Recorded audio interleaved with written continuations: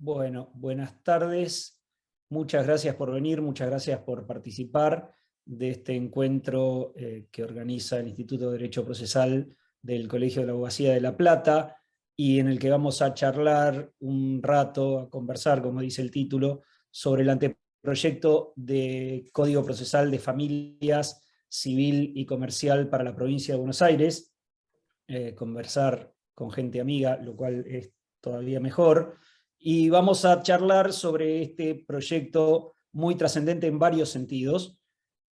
Por empezar, porque es la posible primera modificación que tenga el régimen procesal en la provincia de Buenos Aires en los últimos 53 años, con todo lo que ha pasado y todo lo que ha cambiado en 5 décadas. Nacimos casi todos los que estamos acá, por ejemplo. Y seguimos con el mismo régimen procesal. Este sería el primer cambio importante, más allá de algún parche que tuvo, y que además se trata de un proyecto o de un anteproyecto totalmente participativo, a diferencia de otros anteproyectos que ha habido, que eran el proyecto de Morelo, o el proyecto de Eichner, o el proyecto de Colombo. Este anteproyecto, si bien lo trabajamos con Mauro Benente, con Francisco Berbic, con Ana Murganti, con Gisela Vidal, con Ana Sakuri y con Sofía Orlinsky. Si bien lo trabajamos entre todos, tuvo después la participación de personas enviadas por las asociaciones de magistrados, los colegios de abogadas y de abogados, las universidades, y tiene, les diría que ya más del 20% de los artículos originales están cambiados en función de los aportes que todas esas personas hicieron, con lo cual ya no es un proyecto de las personas que originalmente lo escribieron, es un anteproyecto en el cual participaron todas las instituciones, o casi todas las instituciones que están interesadas en el tema, que tienen algo para aportar, y casi todas las personas que quisieron y tuvieron la intención de hacer algún aporte. Y esto, la verdad que no ha pasado en otras ocasiones, y en ese marco de esa participación amplia, vinimos también acá a charlar un poco de eso.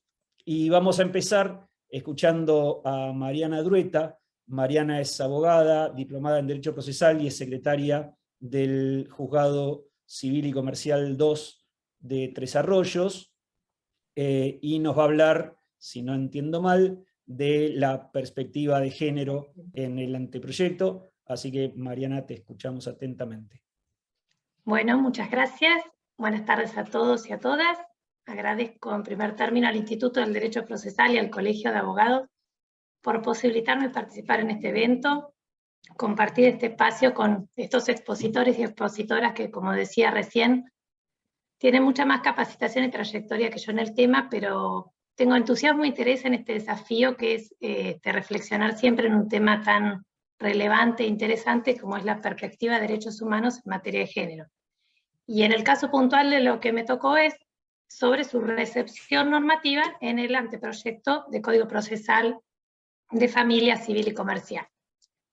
Bueno, como ya se viene diciendo y venimos escuchando, el anteproyecto recepta, hace propios principios constitucionales, convencionales, estándares jurídicos fijados por la Corte Interamericana de Derechos Humanos, en sus sentencias, sus interpretaciones, continúan formando parte de la reforma que lo precede, de la reforma de la legislación sustancial de nuestro país. Me refiero a lo que se ha llamado la constitucionalización del derecho privado, la jerarquización constitucional de los tratados internacionales en derechos humanos, el dictado del Código Civil y Comercial, y distintas leyes especiales que se fueron dictando en la materia. Antes de seguir, en cuanto al análisis normativo, pensé que era importante contextualizar brevemente el tema, y para eso definir qué es el género como una categoría de análisis y la trama social que lo sostiene. Es importante entender qué hablamos o qué involucra cuando hablamos de género, o qué implica tener una mirada, un enfoque de género, para que no se conviertan en palabras huecas, ¿no? Que repetimos sin ton ni son.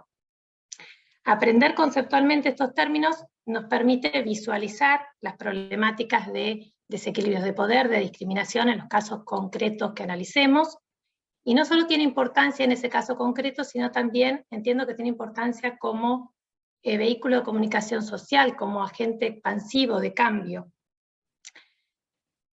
Bueno, en sí, para entender qué es el género, por lo menos me parece interesante definirlo o diferenciarlo del sexo. El género no es una diferencia biológica o fisiológica entre el hombre y la mujer, sino que es una construcción sociocultural que demuestra una visión estereotipada de lo que es masculino, de lo que es femenino para una sociedad en un momento determinado, las formas de comportamiento que se esperan de uno u otro, los roles preasignados, la división de trabajo, las responsabilidades familiares y sociales, con un discurso, con un efecto de verdad naturalizada, casi indiscutible, que determina cómo percibimos y cómo se organiza toda la vida social. Una percepción que tenemos llena de, digo tenemos porque lo incorporamos como sociedad y es difícil salir de esos estereotipos, y están plagadas de desigualdades y discriminaciones, respondiendo a relaciones de poder históricas que colocan a las mujeres, niñas, adultas, mayores, adolescentes, igualmente al colectivo de las lesbianas, gay, bisexuales, trans o intersexuales, por su diversidad sexual, en situación de inferioridad y de desventaja, ¿sí? Con el agravante, me pareció importante destacar esto, que esta relación de poder, siguiendo la teoría de Foucault, es sostenida y reproducida por la propia persona dominada. Explica Foucault que en las relaciones de poder se da un proceso complejo donde la persona dominada, el sujeto sometido, dice Foucault, es libre y se involucra internamente en la relación, y es al fin y al cabo quien la sostiene y quien la mantiene. Y eso es lo que pasa en la sociedad patriarcal, donde es la misma cultura y somos las propias mujeres muchas veces quienes sostenemos esas relaciones de inferioridad. Por eso modificar esta realidad es necesario, para modificar esta realidad es necesario sustraerse de esas relaciones de poder. Y eso solo parece como posible si fortalecemos los espacios de autonomía que se van abriendo, si empoderamos a la mujer, entendiendo que esta va a tener un rol clave en esta transformación sociocultural. Y a esta altura entra en juego o aparece el compromiso que asumió el Estado, asumió internacionalmente el Estado argentino, en todos sus ámbitos y niveles, de impulsar o implementar políticas públicas tendientes a eso, de adoptar medidas positivas que busquen eliminar prácticas y costumbres con este efecto discriminador, de disminuir o desalentar las situaciones de marginalidad que sufre la mujer, en definitiva, institucionalizar o transversalizar esta perspectiva de género en todos los ámbitos. No es otra cosa lo que a lo asumido al ratificar la CEDAW, si vemos el artículo 5 de la Convención, o la Convención de Belén do Pará, las reglas de Brasilia para el acceso a la justicia de las personas en situación de vulnerabilidad, o al sancionar la ley, la 26485, sobre protección integral de la mujer para prevenir, sancionar y erradicar la violencia contra la mujer. Y entre esas políticas públicas cabe enrolar la reforma legislativa que está en progreso, la reforma procesal en progreso, que se inscribe en una línea de reformas que vienen dándose en nuestro país en las distintas jurisdicciones, en las distintas provincias del año 2018, y se impone en nuestra provincia frente a un código que data de 60 años, como recién se hablaba en la introducción, ¿no? Donde los conflictos que se discutían eran de corte individual, privado, con relaciones procesales que se presumen de paridad. El anteproyecto en esto viene a actualizar el cuerpo normativo procesal, ponerlo en consonancia con el derecho sustancial vigente. Y no solo desde el uso de una terminología apropiada, lo cual también viene bien, sino también al brindar herramientas procesales adecuadas para que tanto cual sea el rol que cumplamos, como abogados, abogadas, o operadores del proceso judicial, tengamos esas herramientas para cumplir la labor profesional y judicial con una perspectiva de género. Para entrar ya al análisis del texto del anteproyecto, destaco la recepción expresa en el inicio de principios, ya consagrados normativamente a nivel convencional o constitucional, a los que el anteproyecto califica como matrices rectoras o pautas interpretativas, y entre los que incluye justamente el enfoque de derechos humanos y perspectiva de género. En consonancia con ello, en el articulado, en los artículos 43, 49 y los siguientes, establece positivamente el deber de jueces y juezas, operadores y operadoras del proceso, hablando del director y de la directora de la oficina, del consejero, la consejera, el equipo interdisciplinario, hasta incluso el jurado, con el deber de ejercer las funciones con perspectiva de género y evitar que en sus intervenciones se revictimice a las personas con vulnerabilidad que accedan a la justicia. Contiene también en este mismo sentido una directiva expresa de utilizar lenguaje claro, sencillo, inclusivo, que implique un acceso a la justicia, que implique que las justiciables y las justiciables puedan conocer los derechos que les asisten, entender las sentencias que se dicten, los razonamientos que sigan, tener información clara y precisa de los derechos. También prevé distintas disposiciones que hacen a lo que es evitar las asimetrías procesales de las partes generadas, bueno, lo que me toca en razón del género, cómo ser modificar reglas procesales porque la solución a la que lleven no se ajuste a los principios que hablamos al principio como ideas matrices, la modificación en la carga de la prueba, cuando, por ejemplo, ello devenga de una asimetría procesal, o sea porque la otra parte se encuentre en mejores condiciones de producirla, o sea quien tiene la fuente de la prueba. También prevé una actividad oficiosa a título de tutela protectoria diferenciada, frente a casos también de asimetría o de desventaja. Me pareció interesante una declaración de situación de vulnerabilidad que prevé en un ámbito incidental, donde el efecto de esta declaración es una abreviación de plazos, un trámite acelerado en aquellos casos en que se involucre este tipo de personas, o la gratuidad automática de las actuaciones. Y frente a una situación compleja y difícil que atraviesa el servicio de justicia, tomando en cuenta las condenas dictadas por la Corte Interamericana de Derechos Humanos al Estado argentino, por esta misma razón, fija como objetivo brindar una tutela judicial efectiva, leído como dar una respuesta jurisdiccional adecuada, atendiendo a la pretensión concreta del caso, a las particularidades y la de las personas involucradas, como dijo la Corte, y en un plazo razonable. También para este sentido proyecta en el ámbito de la Administración de Justicia un cambio organizativo radical y disruptivo para nuestra provincia, no así para otras provincias que ya contienen como organismo la Oficina de Gestión Judicial, donde aparece una distinción entre las tareas administrativas y jurisdiccionales, y se concentra el rol del juez en la celebración de audiencias y en la toma de decisiones.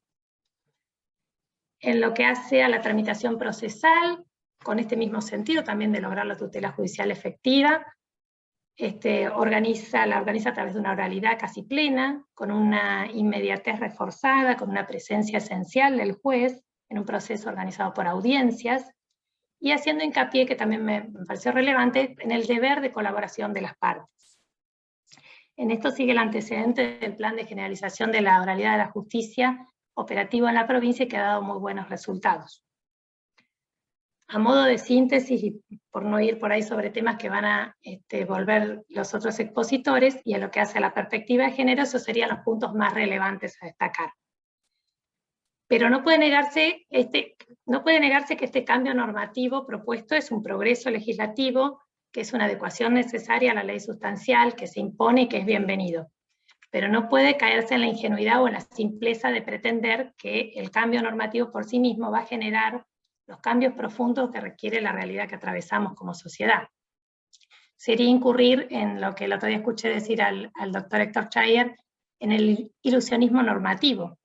Explica el doctor que introducir los institutos procesales no depende tanto de una adecuada redacción de la norma o de la fuerza normativa, sino de las prácticas cotidianas en los tribunales, de las creencias y valores que comparten los operadores y operadoras del proceso, y donde el esfuerzo tiene que estar hecho en comprender y modificar esas prácticas, esos valores y esas creencias, para lograr un cambio efectivo, ¿no? Que eso es el peso decisivo, además de la norma.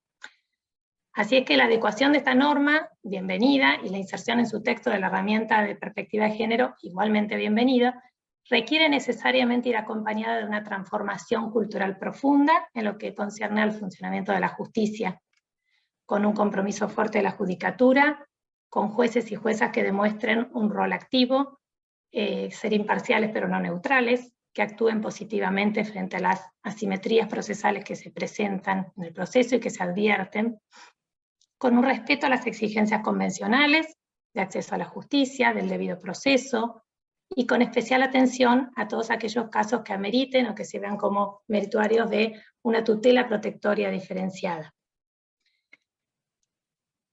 Es bueno destacar que se ve, que se advierte una paulatina, pero progresiva y creciente recepción de este paradigma al juzgar.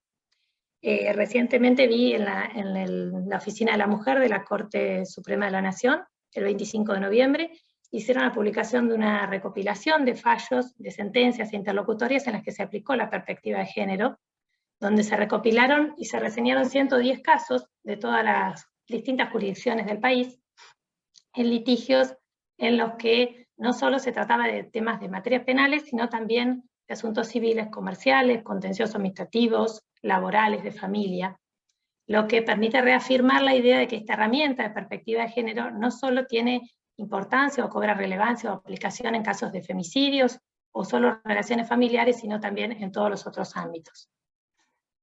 Ello se muestra con el tipo de problemáticas que cada vez en forma más frecuente y creciente se están resolviendo en los juzgados en nuestros días. Se observan, yo también hice una pequeña recopilación de fallos todo este tiempo, y se ven casos como desigualdad en la responsabilidad parental, en desventaja para la mujer por el rol que se le asigna de procreadora, de cuidadora, si no es con exclusividad, con preeminencia, con implicancias en materia alimentaria o del régimen de comunicación, de división de bienes, luego de la ruptura de uniones convivenciales, o en el caso de la compensación económica por la disolución del matrimonio, por la consecuencia de la distribución despareja de las cargas en el hogar, el cuidado de la familia, las dificultades que enfrenta la mujer para hacerse de la prueba de esos derechos, en reclamos indemnizatorios con causa en hechos de violencia de género, no solo de doméstica o intrafamiliar, sino en todos los otros tipos de violencia. Generalmente se ve mucho en violencia institucional o en violencia en ámbitos laborales.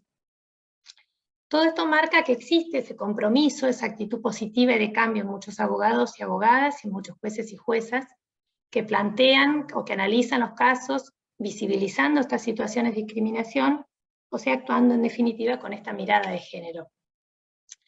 Y ello tiene que ser así, no solo por un imperativo ético que nos lleve a estar siempre como en favor de la persona vulnerada o de la persona más débil, sino porque es una obligación internacionalmente asumida por nuestro país, al suscribir los tratados de derechos internacionales, y reconocer la jurisdicción y competencia de la Corte Internacional de Justicia, donde a partir de ello se hacen obligatorias sus sentencias, las interpretaciones que hace la Corte de la Convención, sus opiniones consultivas, y el debido control de convencionalidad que tenemos todos los operadores y operadoras del derecho, como lo interpretó de una manera amplia y generalizada la Corte en el caso Hellman con Uruguay. Y bueno, a esta altura cabe preguntarse, ¿y qué es juzgar o cómo se juzga con perspectiva de género?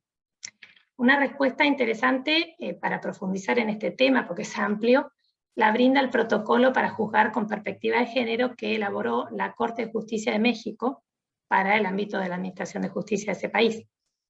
Allí la Corte, a título de guía o de instructivo para los operadores y operadoras, contiene una serie de pautas, de parámetros que deben seguir para poder identificar las situaciones de desequilibrio de poder, para ver los contextos de desigualdad estructural, las violencias por cuestiones de género y poder actuar en consecuencia. Que no es más que hacer una lectura adecuada del caso, contextualizada desde lo objetivo y desde lo subjetivo, visibilizar las situaciones de discriminación prestando especial atención a los casos de las categorías sospechosas, habla, o sea, son aquellas donde se da la interseccionalidad, es decir, donde concurren dos o más categorías eventuales o situaciones eventuales de discriminación, como fuera el caso de una mujer sumergida en un contexto de pobreza y con un grado de incapacidad.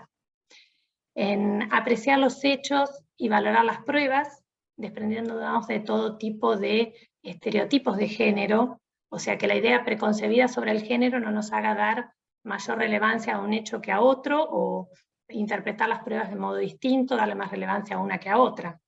Intentar desechar cualquier tipo de estereotipo o perjuicio de género, en definitiva.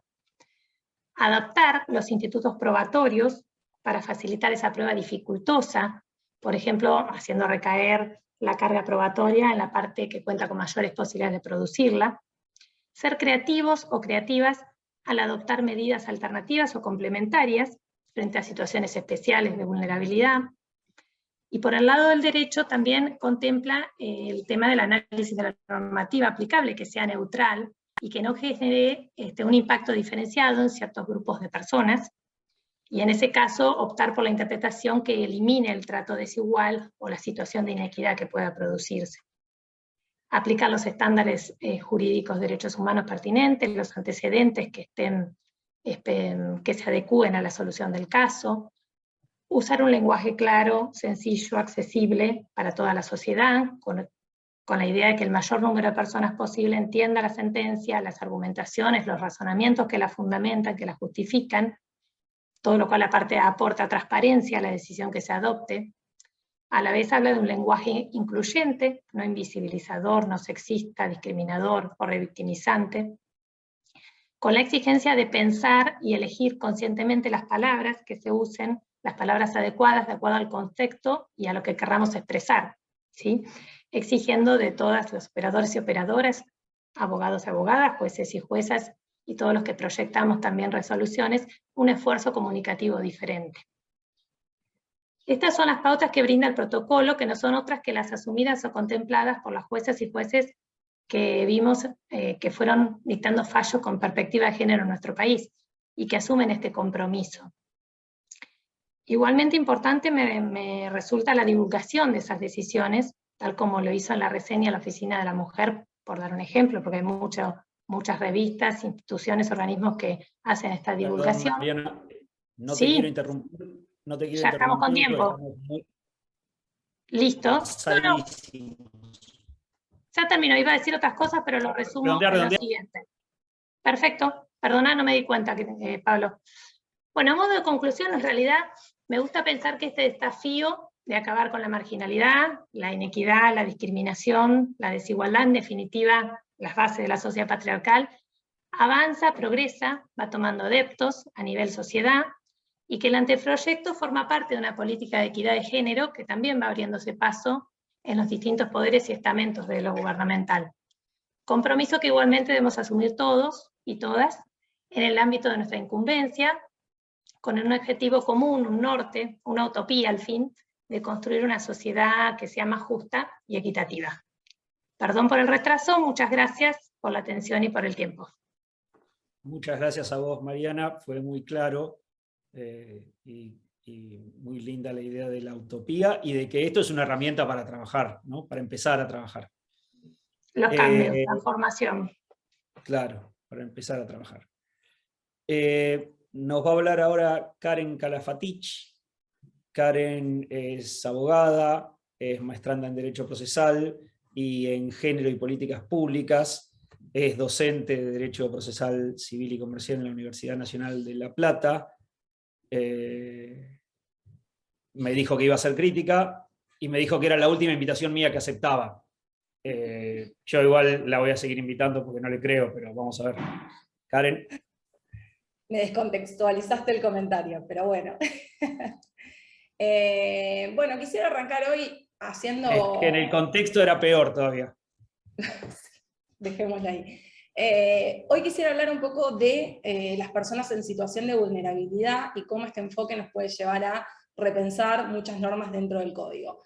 Previo a arrancar, a mí me gustaría resaltar dos cosas, y es, como bien dijiste vos, Pablo, antes, el giro copernicano que hace esta iniciativa respecto a dos cuestiones. Por un lado, las bases, y por otro lado, su modalidad. Las bases es claro y es muy clave que está cambiando desde pensar al código desde una mirada individualista, que es lo que hoy está en el código que actualmente aplicamos, para pasar a una mirada mucho más colectiva, que se preocupa no ya por la igualdad formal, sino por la igualdad sustantiva.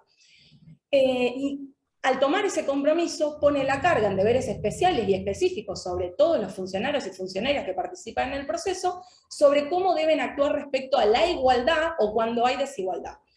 Esto me parece importante porque empieza a entender cómo aplicar el enfoque de derechos y que ya las personas son titulares de una tutela judicial efectiva y de un debido proceso, y que es el rol de los jueces y las juezas no pensar que esto es un favor hacia los justiciables, sino es un deber de ellos resguardar.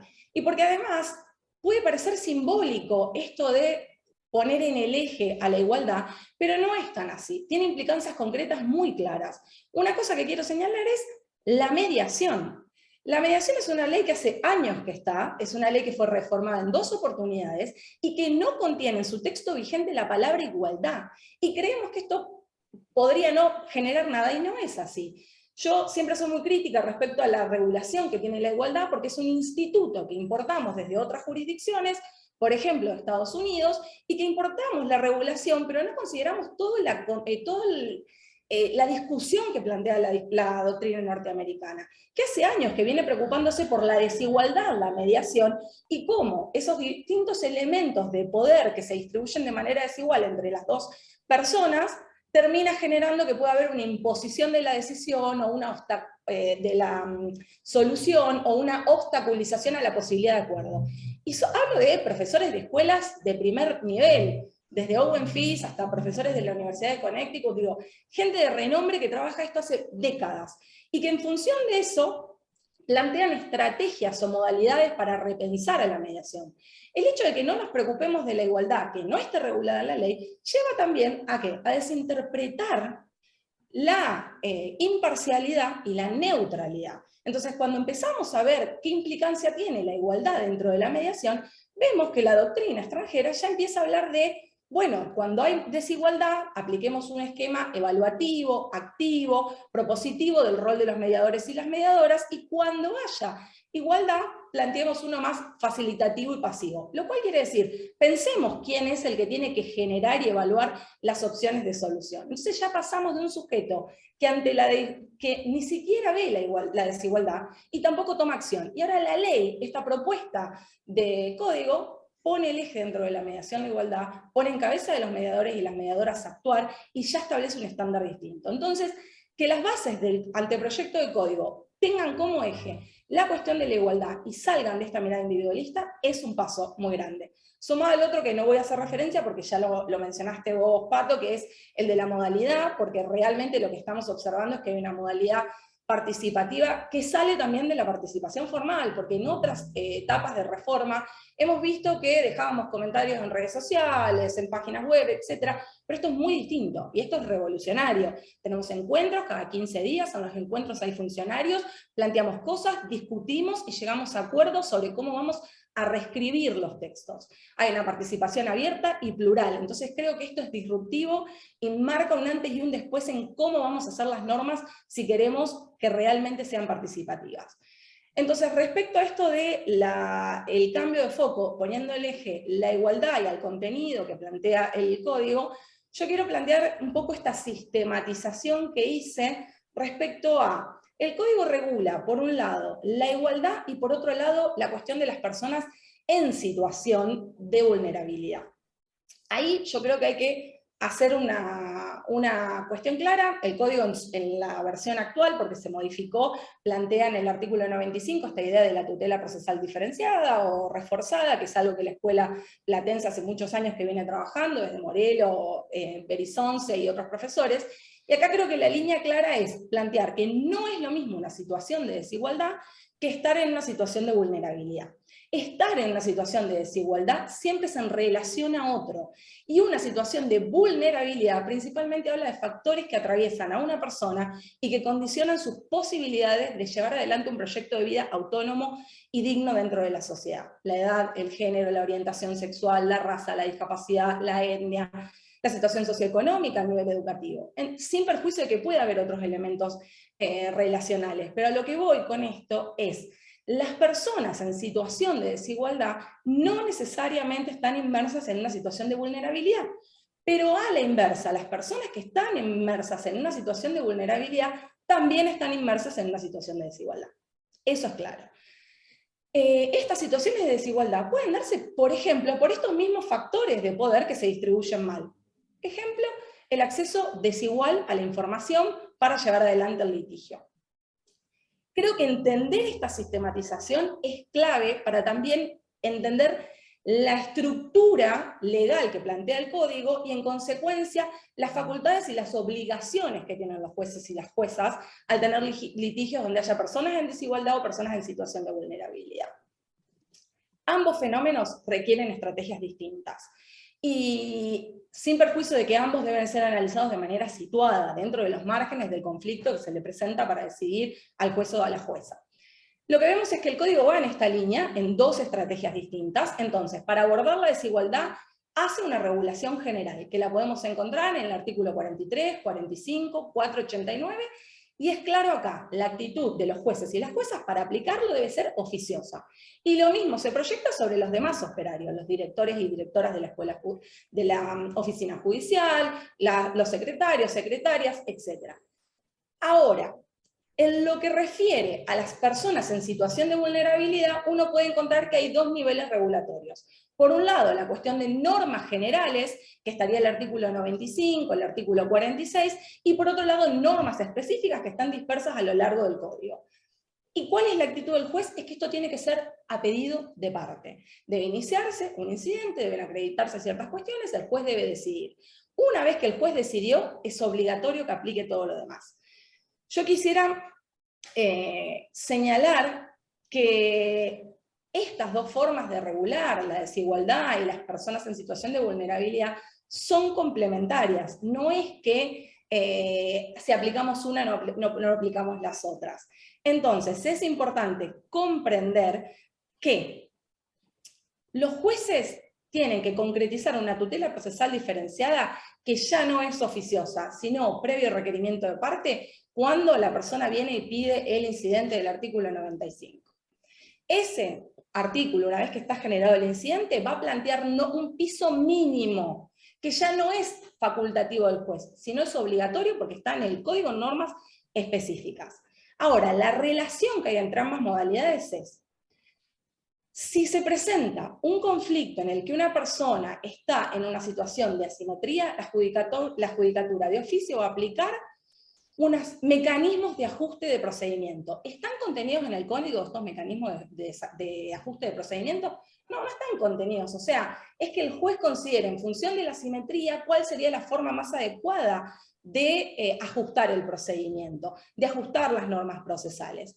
Ahora, si como dije antes, una persona en una situación de desigualdad tiene la obligación de que el juez de manera oficiosa aplique ajustes procedimentales, y dije también que la persona en situación de vulnerabilidad se presume que también está en una situación de desigualdad, entonces en esos casos donde está el artículo 95, está la doble vara. De manera oficiosa deben generarse los ajustes de procedimiento y también deben aplicarse el marco mínimo de regulaciones que dispone el código. ¿Por qué? Porque son complementarias, son distintos niveles de tutela que plantea el código para situaciones que son distintas.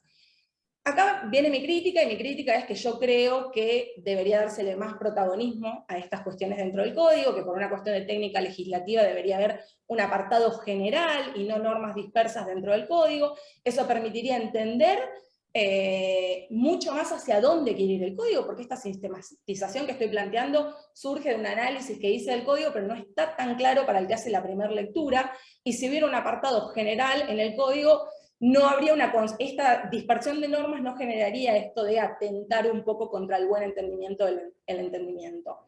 El segundo punto que quiero plantear es, voy a ser muy breve con esto porque también Mariana dijo algo, que es la cuestión de la práctica. Y ya esto lo venía planteando Calamandrei cuando decía tenemos muy buenas normas, pero la práctica puede neutralizar cualquier efecto innovador de las normas. Y ahora, mucho más cercano en el tiempo, los estudios de género ya plantean cómo la práctica jurídica o las prácticas de distintos profesionales, por ejemplo en el campo de la medicina con el paradigma hegemónico de formación, las prácticas jurídicas operan en contra de las personas en situación de vulnerabilidad. Entonces es muy importante avanzar en eso. Yo entiendo que el código no puede avanzar, que esto viene de una cuestión de los paradigmas de enseñanza dentro de las universidades.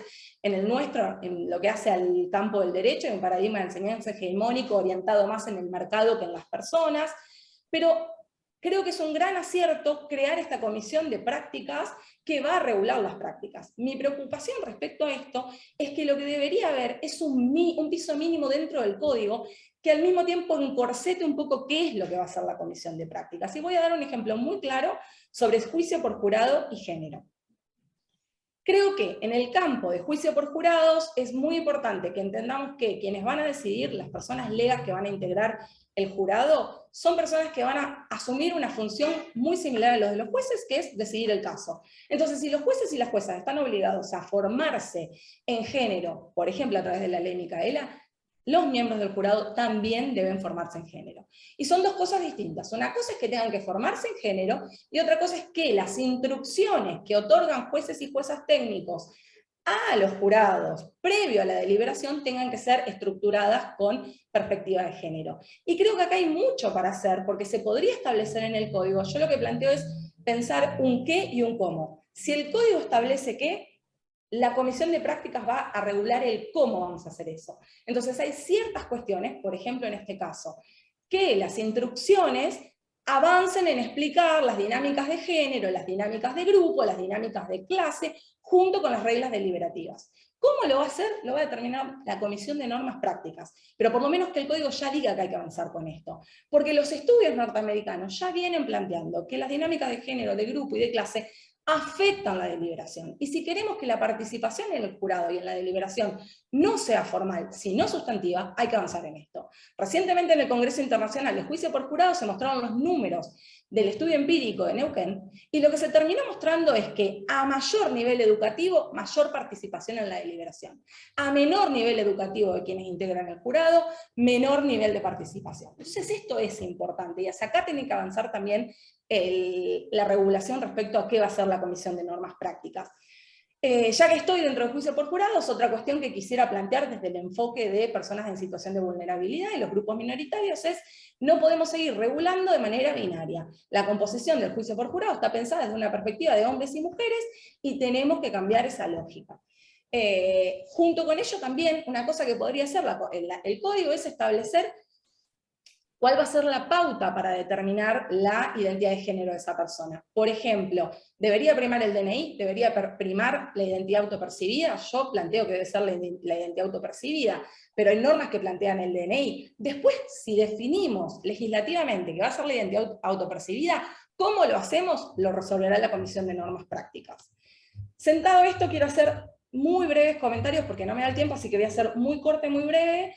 Elegí para priorizar el tema de la gratuidad porque creo que tiene el corazón de la gratuidad del proceso tiene que ver con las barreras de acceso a justicia, y me parece que la forma en la que está regulando el código, este anteproyecto de código procesal, está reduciendo el estándar vigente, y lo que hay que hacer es reforzar lo que tenemos y no romper lo que tenemos.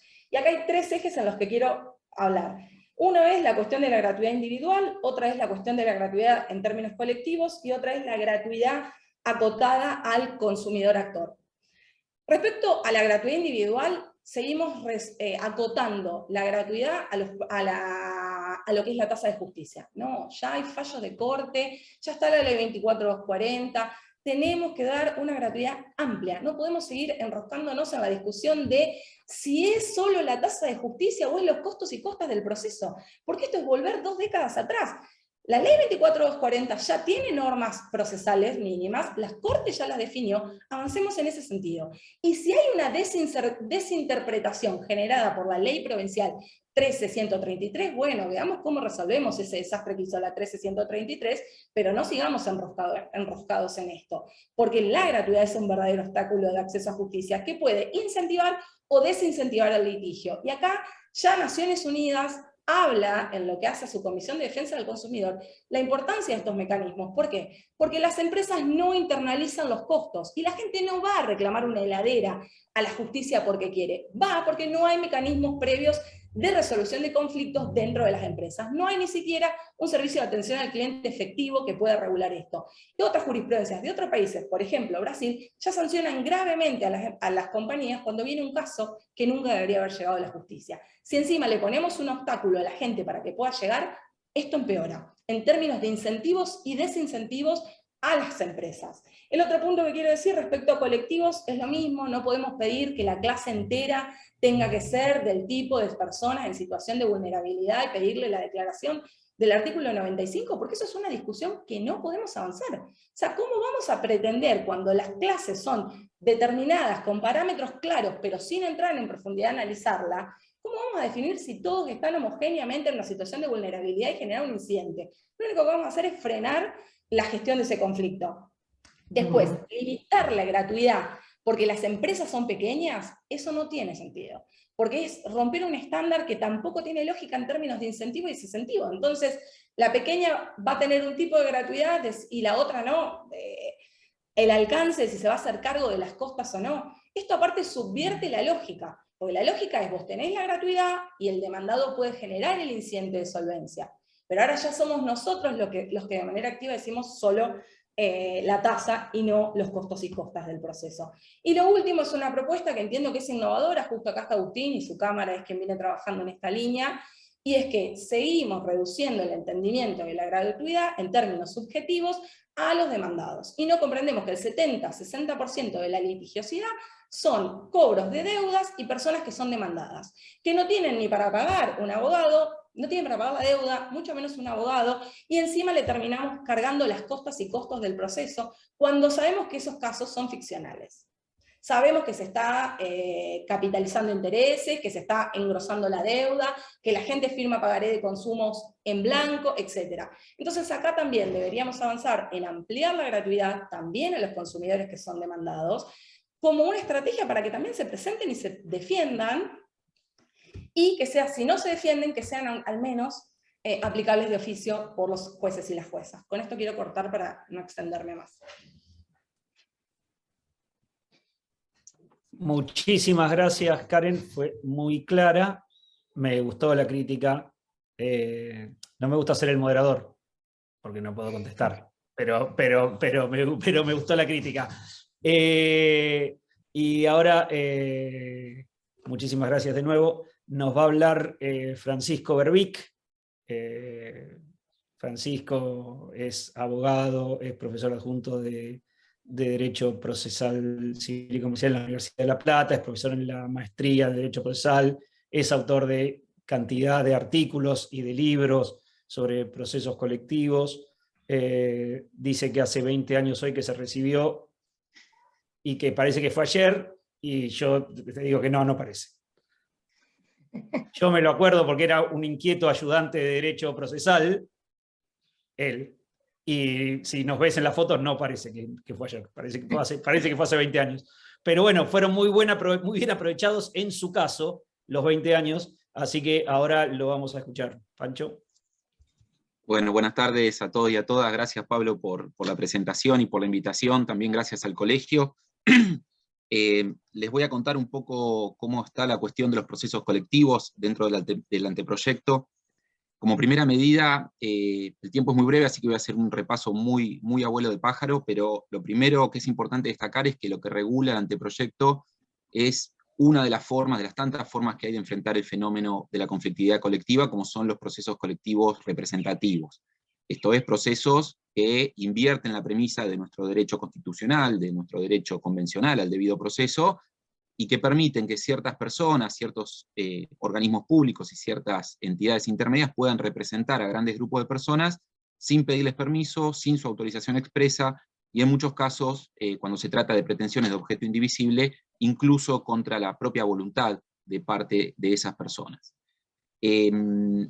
Estos procesos, de alguna manera, terminaron siendo impuestos no solo por una cuestión constitucional, ¿no? Porque en general se habla de la imposición de la reforma del 94, tanto a nivel nacional como provincial, que incorporó derechos colectivos, derechos de incidencia colectiva, que incorporó también legitimados y legitimadas colectivas expresamente y procedimientos para hacer valer estos derechos, por lo menos en sus reglas más básicas, sino que viene impuesto por la fuerza de las circunstancias. Pablo hoy comentaba al inicio de la jornada que nuestro Código Procesal tiene 53 años, es del 68, siguiendo la línea del 67, más allá del origen antidemocrático del Código, que fue una época oscura de nuestro país cuando nació, ni más ni menos que lo que regula cómo discutimos nuestros conflictos, lo cierto es que los conflictos que se discutían a fines de la década del 60 eran completamente diferentes al tipo de conflictos que tenemos hoy, ¿no? Yo los invito y las invito a revisar los repertorios jurisprudenciales para ver qué tipo de sentencias, qué tipo de cosas estaban resolviendo jueces y juezas en aquel entonces.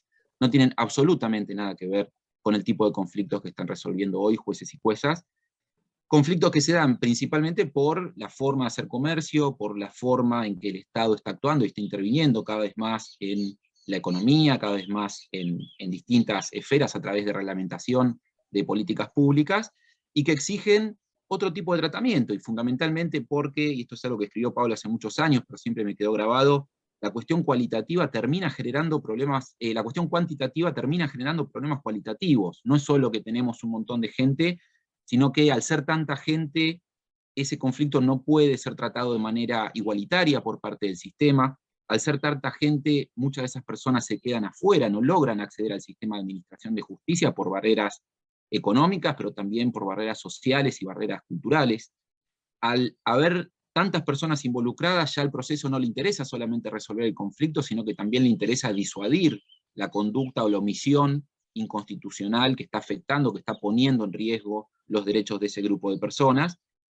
Y también, al ser tantos conflictos, al ser tantas personas involucradas en este tipo de conflictos colectivos, el sistema empieza a colapsar. Y hay un montón de ejemplos de esto. El más gráfico de todos pasó hace poco menos de 20 años con el corralito financiero, cuando literalmente los edificios se caían del peso del papel para discutir exactamente las mismas cuestiones contra exactamente los mismos demandados. Entonces, los procesos colectivos no solamente vienen impuestos porque lo exige nuestra Constitución provincial, sino que también vienen impuestos porque necesitamos otra forma de hacer las cosas, porque cambió la sociedad, cambiaron los conflictos que estamos viviendo, y necesitamos una herramienta como esta, que ya no solo es una forma de resolver conflictos, sino que además tiene características y perfiles políticos, ¿sí? En términos de política pública de administración de justicia. Hablamos de acceso a la justicia, hablamos de disuasión de conductas colectivas y de obtención de conductas deseadas frente a omisiones, hablamos de macroeconomía procesal, la posibilidad de concentrar el enjuiciamiento de un montón de situaciones repetitivas en un solo caso y operar de esa manera con mucha más eficiencia los escasos recursos que tienen los sistemas de administración de justicia, y también hablamos de procesos que permiten, como les decía, otorgar una solución igualitaria a un montón de gente que está exactamente en la misma situación. La provincia de Buenos Aires no tenía y no tiene hasta el día de hoy reglas sistémicas sobre esto, apenas hay alguna regulación en la ley de amparo 13928, modificada por la 14192 después del precedente Alavi de la Corte Federal, apenas hay algunas reglas en la 13133 en materia de defensa del consumidor, en la 11723 en materia ambiental local, pero como les digo, ninguna de esas leyes se ocupó de pensar ni más ni menos que un mecanismo diferente para atacar un problema diferente. Capelletti escribía hace muchos años algo que también me parece que es bastante metafórico, que él hablaba de que pretender resolver este tipo de conflictos con el proceso tradicional es como querer hacer una delicada cirugía con el hacha de un leñador, o al revés, como querer cortar un árbol con un bisturí. Necesitamos otras herramientas porque los conflictos que son el objeto del proceso judicial son completamente diferentes, son conflictos masivos, son conflictos que ubican a un montón de personas en la misma situación, y que por justamente la cuestión cuantitativa y por involucrar grandes intereses económicos, sociales y políticos, exigen además otro tipo de discusión, mucho más abierta, mucho más flexible, mucho más transparente, mucho más clara y mucho más participativa. Tenemos que democratizar el proceso si nos hacemos cargo de que se está discutiendo adentro del Poder Judicial conflictos que son colectivos y que nuestro sistema procesal tradicional no fue pensado para esto. Y nuestro sistema constitucional tampoco fue pensado para esto.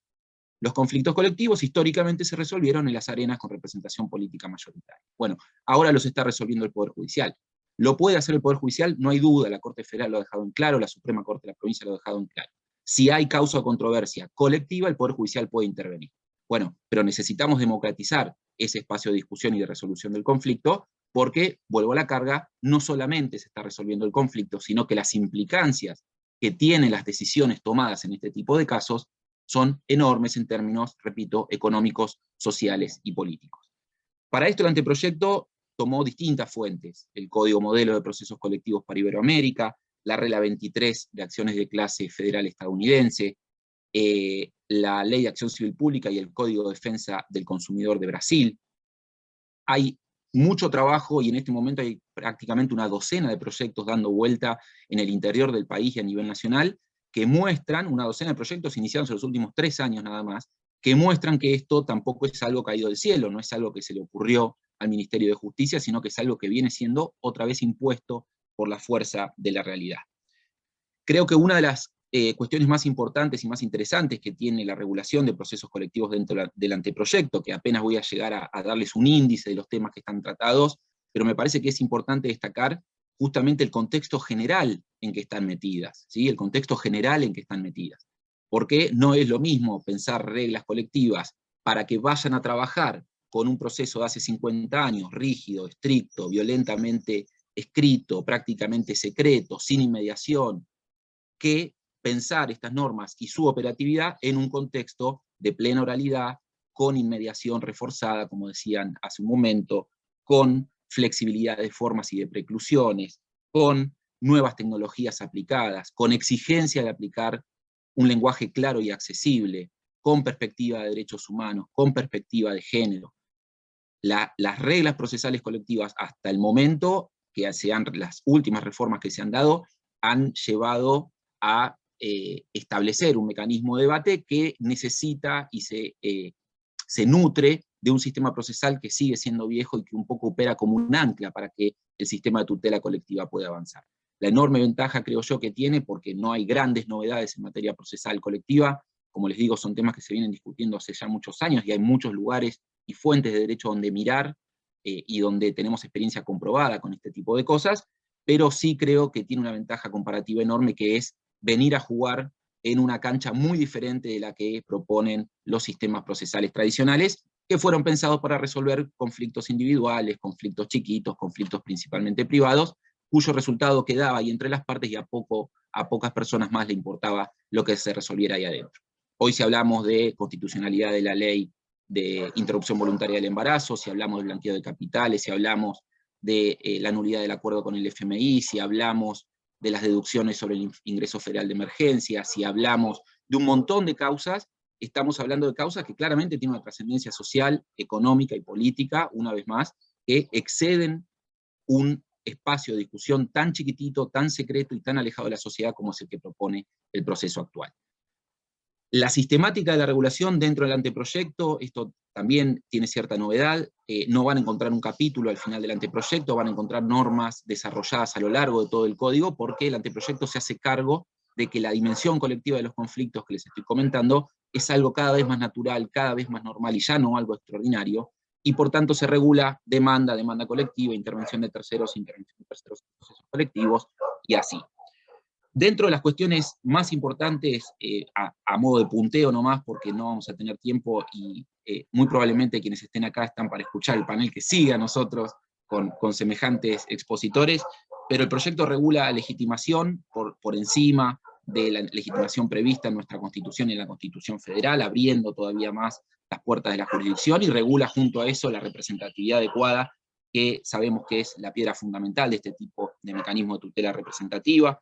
Regula sistemas de notificaciones y de publicidad muy amplios, regula la forma de intervenir dentro del proceso colectivo, sea como un tercero, sea como miembro del grupo, regula también la forma de salirse de ese proceso colectivo, esta deferencia a la autonomía individual que hay en los casos donde la pretensión es divisible, que permite a las personas que están siendo representadas por alguien que no quieren irse del proceso muy sencillamente. Regula mecanismos de ejecución de sentencias por sumas de dinero, regula mecanismos de ejecución de sentencias estructurales, se ocupa de la instancia de certificación y de los requisitos de admisibilidad del proceso colectivo, también trabaja sobre la litispendencia, que es un fenómeno muy común en este campo por la fungibilidad del legitimado colectivo y porque los conflictos, al ser tan grandes, tienen una amplia extensión subjetiva, una amplia extensión territorial, y esto hace que sea muy común que haya varios procesos colectivos discutiendo lo mismo. En CEPIS, en el 2016, cuando fue el aumento tarifario, había más de 100 causas en todo el país discutiendo más o menos lo mismo. Bueno, se ocupa de regular eso, se ocupa de regular el primo hermano de eso, que sería la vinculación que existe entre procesos colectivos y procesos individuales.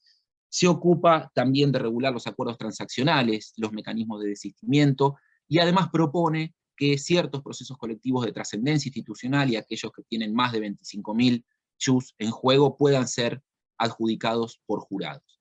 Así que yo con esto termino esta breve exposición para cumplir con el tiempo, y les agradezco nuevamente por la atención y les invito a ver el proyecto, a participar en la agenda participativa.gba.gov.ar, donde van a poder no solo opinar, sino también tener respuesta y poder incidir muy concretamente en este documento de trabajo para hacer el mejor proyecto posible. Gracias. Muchísimas gracias, Pancho, por la claridad, por la explicación, por tu sacrificio. Pasa que tenemos que dar paso al panel siguiente, sobre todo porque Agustín y yo estamos invitados a una fiesta a las 8, entonces tenemos que más o menos cortar. Y en el panel siguiente van a hablar Marisa Herrera, Héctor Chayer y Mauro Benente, y lo va a coordinar Agustín Jankovich, a quien le paso la posta en este instante. Muchas gracias, Pablo. Encima tenemos que viajar para llegar a la fiesta, no es tan cerquita tampoco, así que tenemos que cortar con un poco más de anticipación que la anfitriona de la fiesta. Bueno, agradezco al Colegio de Abogados y Abogadas de La Plata que también haya participado, a la Facultad de Ciencias Jurídicas y Sociales, particularmente al Centro de Estudios sobre Gestión Judicial Moderna, y que me haya incorporado en ese ámbito como coordinador de este panel. Nosotros, como ustedes saben, venimos trabajando el proyecto desde un primer momento con una revista especializada al respecto. Dicho esto, quiero también avisarles que se sigue discutiendo el anteproyecto. Tenemos la jornada del Instituto de Derecho Procesal de la Facultad, la jornada de cierre, el próximo jueves 16 a las 16 horas, ya el aforo está completo, pero en el ámbito de la Facultad de La Plata seguimos debatiendo lo que hoy inició en esta buenísima jornada, que ahora, como decía Francisco, como decía Pancho, viene el plato fuerte, ¿no? En esto, así que brevemente voy a presentar, porque sería una falta de respeto, son personas ya muy conocidas, al doctor Mauro Benente. Digo doctor porque es doctor en Derecho, es docente de universidad tanto de la UBA como en UNPAS, es subsecretario de Planificación Estratégica en el ámbito del Ministerio de Justicia y Derechos Humanos de la Provincia de Buenos Aires, pero particularmente es el líder que tiene a cargo el anteproyecto de Código Procesal Civil y Comercial, y cuando lo digo lo de líder, que parece una persona muy linda, parece muy agradable, es una gran responsabilidad sobre su espalda y sobre sus equipos de trabajo, así que Mauro, muchísimas gracias por haberte hecho un tiempo para compartir con nosotros este panel. A continuación voy a continuar con la doctora Marisa Herrera, digo doctora bien porque es doctora en Derecho. Bueno, es un hecho, ya creo que todos la conocemos a Marisa por su calidad como autora, docente, y indudablemente sus artículos y sus obras son de obligada lectura, así que Marisa, muchísimas gracias también por este tiempo, por haberte sumado a esta actividad del Colegio de Abogados. Y por último, a Héctor Chayer. Héctor es consultor nacional e internacional en temas de reforma de justicia. Ha tenido a cargo el programa de justicia, programa de oralidad efectiva de Justicia 2020, que ha llevado a 15/16 provincias la implementación de este programa con resultados exitosamente verificables, además de ser docente en la Universidad de la UBA y en la Universidad Austral. Así que Héctor, también muchísimas gracias por tu tiempo y por los aportes que seguramente vas a realizar en la jornada de hoy. Bueno, la primera pregunta va a ser destinada a Mauro, al doctor Benente, perdón, que tiene que ver es por qué una reforma procesal digamos, con estas características, ¿no? Que hoy se mencionó, por ejemplo, la palabra disruptiva, lo mencionó Karen también, es decir, ¿por qué una reforma procesal como secretario de Planificación Estratégica, digamos, incorporando juicio por jurados, oficina judicial? Es una reforma procesal neurálgica, que indudablemente va más allá de un retoque de reglas jurídicas, acomodar el Código Procesal al Código Civil y Comercial. Así que la primera pregunta sería, ¿por qué, Mauro, en este contexto, es una reforma para la provincia de Buenos Aires? Bueno, primero gracias al Colegio de Abogados y Abogadas, o de la Abogacía, por la invitación. Gracias, Agustín, por la pregunta. Es una pregunta súper amplia, voy a tratar de decir dos cosas más o menos generales sobre el punto. La primera tiene que ver con una idea por ahí un poco más amplia, de empezar a pensar algo que en general casi no se hace, que es políticas públicas para el Poder Judicial. Digamos, en general, cuando uno piensa los ámbitos en los cuales la política, por decirlo de alguna manera, piensa las políticas públicas, no lo hace respecto del Poder Judicial, en general por cierta comodidad de que son problemas de otros o de otras, entonces la política no se encarga de eso. En segundo lugar, dentro de las tradiciones nacionales y populares, por decirlo de algún modo, los temas institucionales están en general descuidados. Y en tercer lugar, hay una tendencia a creer que trabajar en los ministerios de justicia es tomar cafés, ir a reuniones, ir a celebraciones, ir a almuerzos e ir a cenas.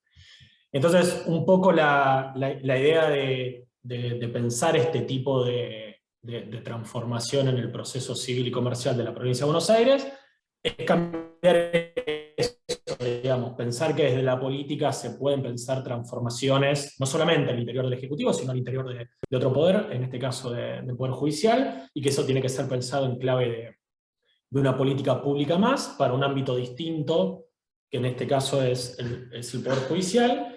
Y para eso, lo que creemos que hay que hacer es, primero, dar una presentación ideológica de cómo queremos que sea esa política pública.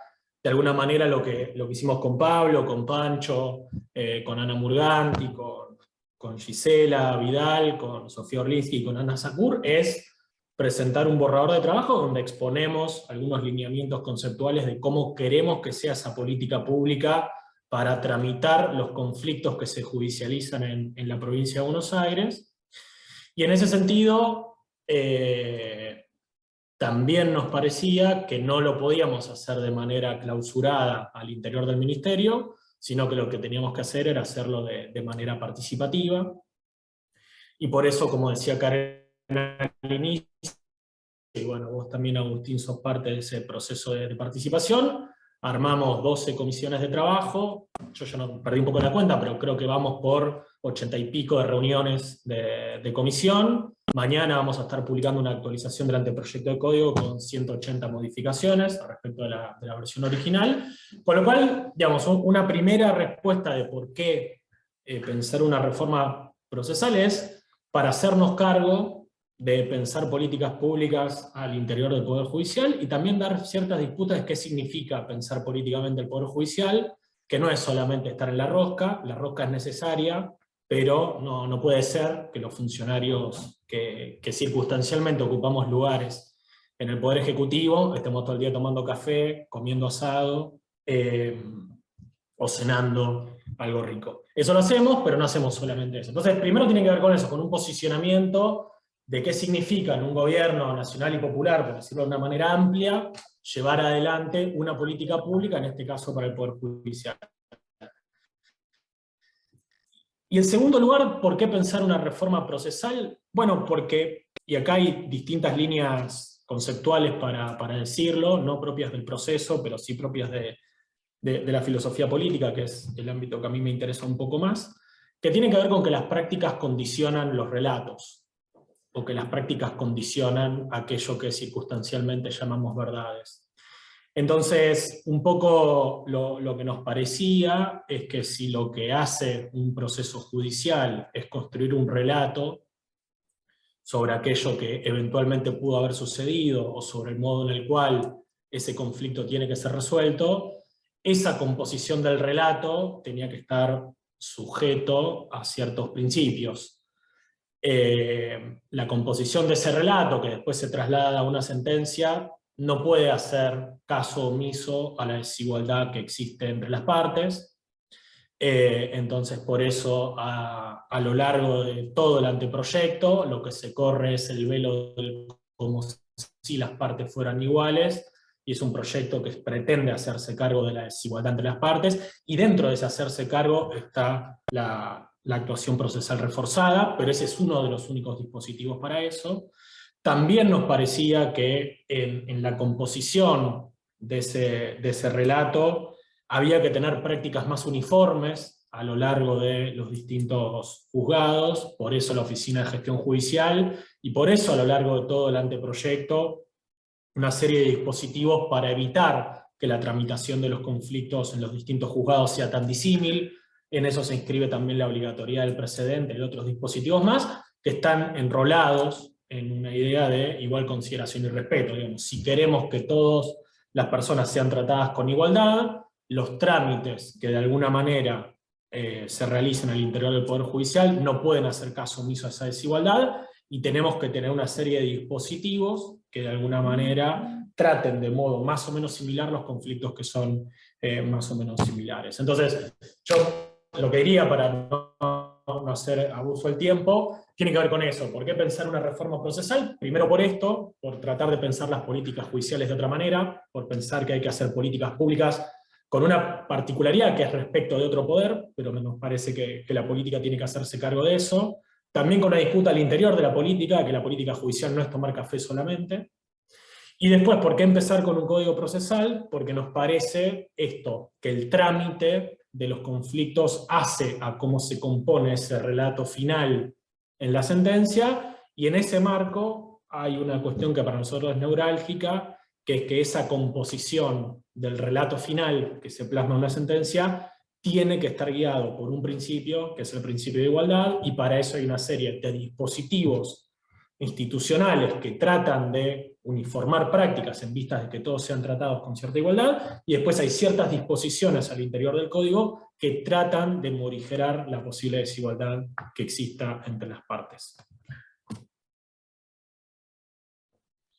Bueno, muchas gracias, Mauro. Luego vamos a hacer una pregunta común al final del panel. Ahora le vamos a preguntar a Marisa una pregunta que parece obvia, pero realmente estoy muy interesado en la respuesta que nos puede dar Marisa a esa pregunta, que es, ¿para qué una reforma procesal? Esto visto desde él y las justiciables, ¿no, Marisa? Así que, ¿para qué una reforma procesal de esta envergadura?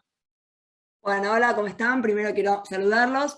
Me siento horrible porque esto que dice Mauro, ¿no? De la cena, las ricas cenas, los cafés, y yo ahora estoy a punto de hacer una mega fiesta acá en mi casa, o sea, me siento una rosquerija de puta. Bueno, la verdad que bueno, agradezco mucho esta invitación y esto de empezar a repensar juntos lo que tiene que ver nada más y nada menos con un gran proyecto, y esto de, ¿no?, de darnos un debate profundo, con contenido, ¿no? Esto de qué código procesal nos merecemos. Y bueno, la pregunta que me tocaba a mí es, ¿para qué una reforma procesal?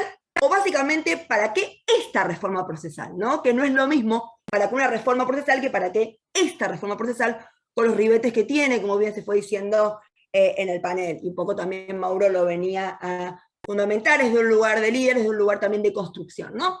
Y como tengo 7 minutos, pensé en 7 argumentos, digo, del para qué, ¿no? En 7 argumentos que claramente tienen un hilo conductor, que tienen una mirada común, que tienen que ver con digamos, con cómo ha repercutido esta humanización en clave de derechos humanos, justamente en el ámbito de los códigos procesales.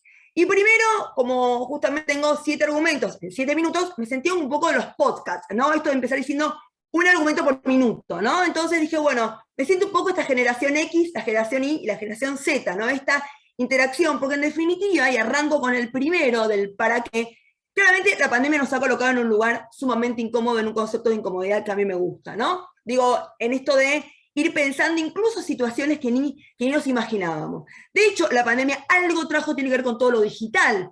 Y la pregunta es, ¿hubiéramos tomado dimensión de lo importante que era lo digital si no hubiéramos tenido una pandemia? Bueno, qué lástima eso, si bien se venía trabajando eso, me parece que logramos hacer como un avance en este último tiempo. Por eso lo digital tiene también acá un planteo clave, y me parece que eso también tiene que ver con el concepto de accesibilidad, ¿no? Y por eso mismo, en el marco, por ejemplo, del Consejo Consultivo, uno de los 4 herramientas o perspectivas justamente de análisis ha sido lo digital, esta agenda de innovación tecnológica, donde incluso nosotros, que formamos un equipo de trabajo para hacer una revisión crítica del anteproyecto a nivel general, y después, en particular, en lo que tiene que ver con los procesos de familia, me parece que acá hicimos una propuesta que tiene que ver, por ejemplo, con repensar mecanismos proyectivos. Tiene un mecanismo proyectado de reconstrucción del expediente muy papelizado, ¿no? Pareciera como que seguimos pensando en lo tradicional, y me parece que acá también había que empezar a ser coherente donde lo digital atraviese todo el anteproyecto, y que incluso aquellos casos de volver a generar nuevos expedientes, bueno, esa nueva generación también sea ya en clave, digamos, digital y no del papel. Entonces, en algún punto hubo esta idea de hacer micro reformas o propuestas de reforma al anteproyecto para que realmente podamos tomar dimensión donde lo digital atraviesa todo, para lo bueno y para lo malo también, y eso también es algo más profundo para analizar, pero bueno, acá, por lo menos en términos de accesibilidad, tiene un elemento, y en tiempos, ¿no? Porque el tiempo también termina siendo un elemento central. La otra cuestión también que me parece interesante es, o sea, el argumento 2, el segundo argumento, es esta idea de fondo y forma van de la mano. Y así, y acá yo sí quiero, digamos, recuperar cómo lo procesal es, en definitiva, una excelente excusa para repensar el diseño institucional en el adentro y en el afuera, el proceso para el afuera como acceso a justicia, pero también el proceso para el adentro de una, digamos, de un rediseño institucional diferente. Por eso el tema de la oficina judicial como una gran propuesta innovadora, que creo que ahí está gran parte, digamos, del gran debate y la gran apuesta que tiene este código a diferencia de los otros códigos procesales. Y por otro lado, me parece importante esto de, un poco retomo algo que alguien dijo que creo que fue, no me acuerdo si Mariana, o si fue, digo, la verdad que cuando hablaban de el lugar de las universidades, porque hay que tomar dimensión, cómo las legislaciones, en especial estos códigos, también te van poniendo en un lugar de la formación diferente. Esta mirada sistémica y profunda, por lo cual reformar los códigos, reformar las leyes, en especial las leyes estructurales, no solamente te hacen, digamos, hundar de nuevo en la enseñanza en el contenido, sino en lo que hay detrás de esos códigos más humanistas y justamente en cómo miramos estos códigos a la hora de intervenir. Por eso me parece importante cómo derrama esto de no tomamos dimensión que una nueva propuesta legislativa de este tenor también va derramando en lo interno en la formación diferente en esta idea de política pública en sentido profunda. También tenemos, y este argumento tercero tiene que ver con la revalorización de los principios, que también muy bien se habló acá en el panel anterior, ¿no? Y acá sí yo tengo también otra crítica constructiva, y también lo hemos hablado en su momento con Mauro. Equipo que gana no se cambia. Yo estoy convencida que en el Código Civil y Comercial los principios procesales en materia de familia han sido centrales. Si uno analiza los principales fallos donde han sido realmente pioneros, incluso han tenido que ajustar a estos tiempos de pandemia, la flexibilización y todo lo que ha tenido consigo los principios del 706 del Código Civil y Comercial han sido un artículo pionero. Por eso, me parece que los principios tienen que estar, tienen que tener un artículo propio, tienen que estar contenidos, porque los fundamentos se los lleva el viento. Los fundamentos no tienen el valor jurídico que tienen los principios, y si los principios tienen una estructura y tienen una columna vertebral hacia la esencia propia del código, deben estar también colocados en el propio texto del anteproyecto. Por eso yo creo que ahí debería justamente incorporarlos al propio texto. ¿Y esto qué hace también? A esta idea de ¿qué principios? Porque también acá cuando vos elegís cuáles son los principios que hacen la columna vertebral, o digamos, nudo crítico central, justamente no por nada está acceso a justicia, tutela judicial efectiva, el concepto de igualdad que tanto se habló también acá, lo que tiene que ver con el enfoque de derechos y la perspectiva de género, que son, digamos, como los cimientos sobre los cuales se estructura, y que también va permeando los derechos y deberes de cada uno de los actores o sujetos procesales que se regulan en el anteproyecto. Y eso también tiene que ver con una mirada que irradia y que hay una coherencia en el anteproyecto. El cuarto punto que para mí también, que acá también se habló, tiene que ver con el lenguaje. Y si hay un artículo que yo me lo quiero llevar a la mesa de luz de casa, tiene que ver con el 183, cuando habla de lenguaje claro, y en especial los primeros dos primeras partes, ¿no? Digo, porque eso tiene algo mucho más del lenguaje claro. Esto tiene una visión, una mirada simbólica del concepto de privilegios también. Cuando dice, ¿no? En todos los casos del proceso se utilizará el idioma castellano, deberá emplearse un lenguaje claro, sencillo y conciso, y no podrán usarse palabras en otros idiomas o lenguas muertas. Y acá los clásicos ya se dan cuenta que van a tener que empezar a renovarse. Esto de hablar raro, porque creer que eso encierra una mirada elitista del derecho. Las palabras que no estén traducidas se tendrán por no escritas. Tampoco podrán usarse expresiones palaciegas, esto de los supremos, los palacios, o esto de Dios guarde vuestra señoría, etc. Alusiones nobiliarias o religiosas. Y esto parece poco, y es muchísimo, porque va al corazón de la formación también de qué código queremos, y que lectura y qué vivencia queremos de este código. Se evitará la referencia a artículos universitarios. En caso de que sean necesarias, deberán usarse con propiedad, y por algo alguien nos presentó como doctor a Mauro y a mí, reservándose los títulos de doctor y doctor a quienes hayan completado la formación doctoral. También me parece que es un mensaje muy interesante que nos merecemos, en el fondo, para preguntarnos qué justicia queremos. Muy bien, el número 5 tiene que ver con el argumento. El número 5 tiene que ver con esta dupla ente. Lo que resuelve, los debates que resuelve procesales, el anteproyecto y los que genera. Son como dos líneas también, que enriquece mucho porque también genera nuevos planteos, pero también siento que cierra debates en algún punto que siempre estaban dando vuelta. En esto de cuáles son algunos debates que cierra, o que básicamente toma postura, es lo que tiene que ver con la oralidad. La oralidad es un elemento central y me parece que hoy no se discute eso y toma partido por eso y cierra el debate por eso. El concepto, digamos, en materia de competencia, lo que tiene que ver con centro de vida, lo que tiene que ver con temáticas muy precisas como el tema del control de las internaciones psiquiátricas, qué juez o jueza corresponde, la interacción entre el sistema de protección integral en materia de adopción, cómo es el juego del afuera y el adentro, digo el adentro por judicial y el afuera del sistema de protección integral, o incluso la compulsividad de las biológicas, genética. Esto de no le dimos al padre por presunción que por certeza. Hoy el ADN es realmente un acceso mucho más fácil, es un pelo, un hisopado, bueno, justamente la obligatoriedad tiene que ver con eso, con una apuesta por el derecho a la identidad por sobre cualquier otro derecho que esté en pugna. Y eso también es una toma de posicionamiento que hace en un debate que uno creía que todavía sigue abierto, pero sin embargo acá se toma una postura al respecto. Y aquellos que abre, y que me parece que acá sí hay un juego todavía a ciertas cuestiones que podemos llegar a no estar de acuerdo. Un proceso previo de situación de vulnerabilidad. Tener que ir a demostrar la vulnerabilidad, ejercer un proceso previo, pareciera esto como se decía, ¿no? La carta de pobreza. Me parece que en todo caso hay que modificar, tiene que ser un proceso previo, porque además eso, los tiempos, tiene sus repercusiones negativas. Por lo cual yo creo que ahí deberíamos, y esa es una propuesta que hicimos nosotros, de modificarse. También el tema de la regulación de la figura del abogado del niño, que va en consonancia, que está, digamos, en complicidad, porque también es otro de los proyectos que se presentó, que ahí también tiene que ver con el concepto de defensa técnica que supera, para mi gusto, el del abogado del niño. Es un debate también abierto y que también se quiso generar o se dio también acá.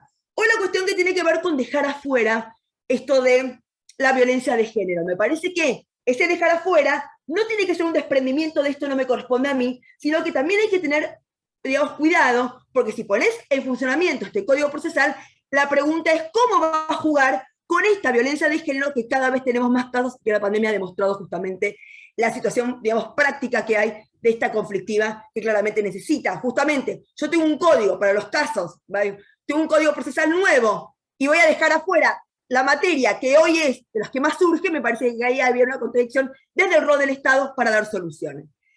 El número 6, hacerse eco del dinamismo, o justamente de la dinámica del derecho procesal y esta idea de la humanización de los procesos.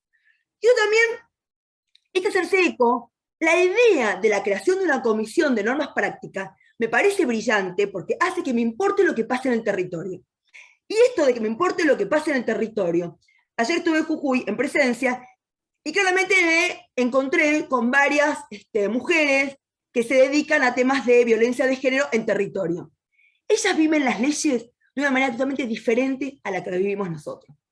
Y la pregunta es, ¿hemos realmente podido receptar y escuchar las voces de quienes hacen territorio? Esto de cuando abrimos el juego a una agenda abierta, la agenda abierta es académica, la agenda abierta es a los colegios, ¿y dónde realmente está la visión territorial justamente en un código procesal? Dejo abierto. Y en esa crítica también constructiva, cuando uno ve cómo está creado esta comisión de normas prácticas, esta comisión desarrollará sus actividades en el ámbito de Suprema Corte, que ya eso es un decir, donde estará integrado por 3 representantes a propuesta de la Corte, un representante del Colegio de Abogados, 3 representantes del Poder Ejecutivo, nadie que conoce la práctica.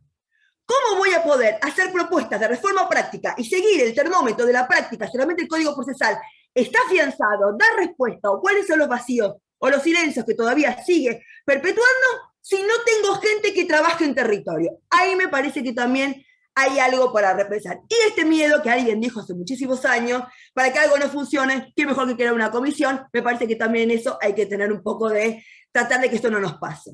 Y por último, el 7, y obviamente a mi juego me llamaron, hacerse eco de los avances e interpelaciones del movimiento feminista. Y lo digo así en momento feminista, no perspectiva de género. Lo digo como feminista porque no le tengo miedo ni al concepto del feminismo ni al concepto de lo popular. Yo soy feminista popular, no punitivista. Y en este aspecto me parece importante que el anteproyecto trae 3 elementos centrales. Colocar en el centro de la agenda, digamos, pública de este anteproyecto la cuestión de género, justamente, pero además el lenguaje inclusivo, pero además de eso, que acá está la novedad, es preguntarse qué pasa con las abogadas mujeres. Es el primer código procesal que se hace eco de las desigualdades en el ejercicio de la profesión. Y por eso mismo, no solamente habla justamente de la posibilidad de ampliación de plazos para ciertas situaciones específicas como tienen que ver con el parto, con la guarda, sino también se hace eco de esta fricción que todavía tenemos dentro del feminismo que muy bien citando a Nancy Fraser, cuánto hay en estas injusticias o desigualdades de políticas de redistribución y cuánto de reconocimiento.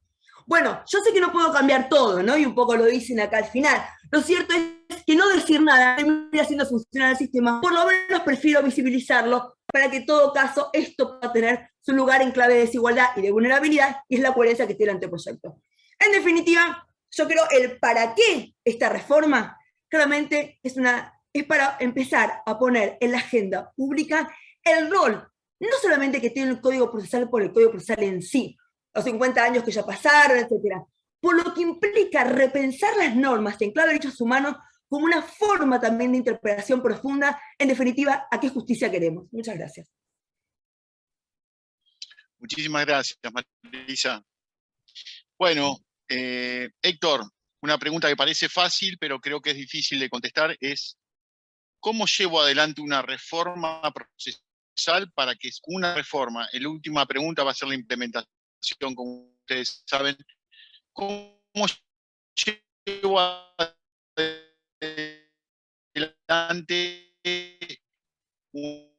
una reforma procesal exitosa? Con esto que comentaba, que me gustaba mucho, ¿no? Esto del terrible dejó ahí, especialmente para vos que sos un especialista en esto. Muchas gracias. Muchas gracias, Pablo, por la invitación al Colegio de La Plata. Un placer estar acá con tan distinguidos ponentes, Marisa, Mauro, un placer escucharlos. Yo voy a ser muy sencillo y te voy a hacer 2 por 1, Agustín. En la misma respuesta voy a responder la pregunta que me haces a mí y ya abro el juego a la siguiente. Primero, no voy a hablar del anteproyecto ni de ese código, porque entiendo que lo que están buscando con este código es hacer una reforma que es mucho más que la reforma del Código Procesal.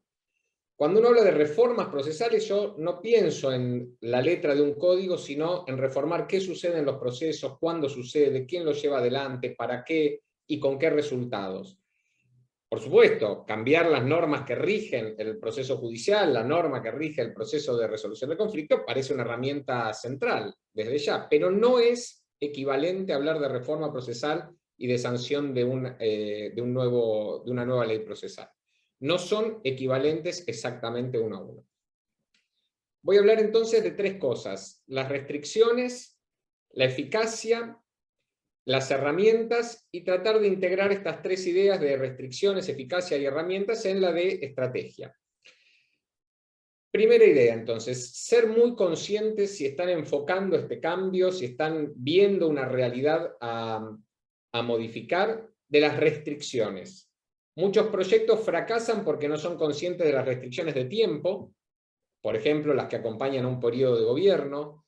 No son conscientes de las restricciones presupuestarias, cuánto dinero se va a poder gastar o no en esto. Las restricciones del liderazgo. Ningún proyecto puede ser más audaz, más inteligente ni más moderno que sus líderes. Y los líderes de estas reformas muchas veces los tenemos que adoptar desde abajo, ¿no? Digamos, uno viene con el proyecto y adopta un líder. Al revés que lo normal, ¿no? Que el líder genera el proyecto, por factores que ya se han señalado. Entonces, ser muy consciente de las restricciones conceptuales de los líderes que acompañan el proyecto y, por supuesto, las restricciones culturales de todos los sectores afectados por este cambio. En segundo lugar, cuando uno viene pensando en las restricciones, La segunda idea se desprende rápidamente y es privilegiar la eficacia del cambio. Centrarse, cuando uno quiere lograr un cambio desde las políticas públicas, centrarse en que el cambio sea eficaz. ¿A costa de otros valores? Sí. Posiblemente a costa del valor de los consensos y tener que construir consensos con todo el mundo. Habrá que construir los consensos indispensables, porque no tenemos más tiempo, porque no tenemos más recursos. Sacrificando posiblemente la perfección, la pureza de algunas ideas que en un primer momento no emergerán, pero bueno, pueden quedar en la letra de un código para que a medida que se despliegue en el tiempo puedan ir dando todos sus frutos, pero que en el primer momento con toda seguridad no van a emerger con toda su pureza, y sacrificando seguramente algunas ideas que no quedarán en primera fila, que no quedarán en entre los primeros logros, con la paciencia de que si el proyecto logra instalarse de manera eficaz y empezar a transitarse el cambio, serán frutos que se cosecharán más adelante. Y para ser eficaz hay que pensar en términos de cambio organizacional, de introducir perturbaciones eficaces en la organización que no se pueda volver atrás con el cambio. Perturbaciones que generen una dinámica organizacional nueva, prácticas nuevas de manera irreversible. Un ejemplo de esto es el expediente electrónico. La introducción del expediente electrónico en la provincia de Buenos Aires ha generado cambios irreversibles. Es una perturbación eficaz en el sistema. Y un ejemplo de algo que se construyó a las apuradas, sin toda la perfección técnica a la que podemos aspirar, sin todos los consensos que se hubiera buscado lograr, sin toda la calidad y la cualidad procesal, porque a veces no refleja todos los institutos procesales el expediente electrónico, pero sin embargo ha sido eficaz. Y la tercera idea, les decía, las herramientas. Acá quiero hacer un pequeño catálogo de las herramientas que disponen los que, como ustedes, encaran una política pública de reforma, para simplemente dar mi opinión acerca de su valor. La capacitación es una típica herramienta absolutamente sobreestimada en su potencia de cambio en el corto plazo. La capacitación es muy potente en el largo plazo, en la transformación cultural que produce desde las universidades, pero por sí sola la capacitación no genera los cambios en los plazos que la política, que la sociedad actual exigen. Es decir, está sobreestimada. La redacción de un código está sobreestimado como factor de cambio. Un código, si uno lo quisiera usar, vamos a un ejemplo que todos podamos entender en una perspectiva de la guerra en el mar, la guerra naval. Es cierto, el código procesal es un portaaviones, es el buque insignia, pero en ningún lugar del mundo hay un portaaviones que navegue solo, porque lo hunden en 15 minutos, porque no alcanza para producir la victoria, para producir el cambio, un portaaviones. Se necesitan, no nos vamos a meter en detalles, submarinos, destructores, otros barcos, otros elementos que permitan al portaaviones desplegar su poder de cambio. Estas son las sobreestimadas. Vamos ahora a algunas subestimadas. Los sistemas informáticos tienen un poder de cambio muy grande. Los cambios del layout en la oficina, es decir, las modificaciones edilicias, tienen un gran poder de cambio. Ni se les ocurre avanzar con una oficina de gestión común con el modelo edilicio tradicional de un juzgado de oficina, oficinita, oficinita, puertita, módulo, cuartito. Sería un fracaso. Eso es lo contrario de la palabra común, digamos, es lo contrario de una oficina de gestión judicial común. Otro factor subestimado son los datos empíricos. Me gustó mucho en la introducción del anteproyecto que dicen, no, lo vamos a llamar de familias porque es un conflicto central, y nombran rápidamente que en el año que hicieron la muestra había 290.000 conflictos de familia y 250.000 civiles y comerciales, de los cuales seguramente muchos son deudores de los procesos de familia. Muchos son procesos hijos derivados de los procesos de familia. Claro, esa es la manera de pensar en la realidad, es pensar lo que sucede, ver datos empíricos, calcular salas de audiencia, estimar el personal en función de lo que se va a hacer. y esto es algo habitualmente subestimado. Y finalmente, para ir ya a la conclusión, el diseño de una visión compartida de futuro, que está muy subestimado y sin embargo es lo que puede permitir vender un proyecto fuera de estas esferas, fuera de estos círculos de interesados. ¿Cuál es la visión de futuro? ¿Cómo creemos que debe ser el sistema judicial? ¿Qué le debe pasar a la persona vulnerable, víctima, deudor, acreedor, que llegue al sistema judicial bonaerense? En eso tenemos que pensar para transmitir esta visión de futuro a quienes en definitiva toman decisiones en otros ámbitos lejanos a la abogacía, a la justicia. Y todo esto se compagina, estos tres elementos, en una estrategia, en el diseño de una estrategia, de una política pública, a la que quiero referirme como estrategia a propósito, ¿no?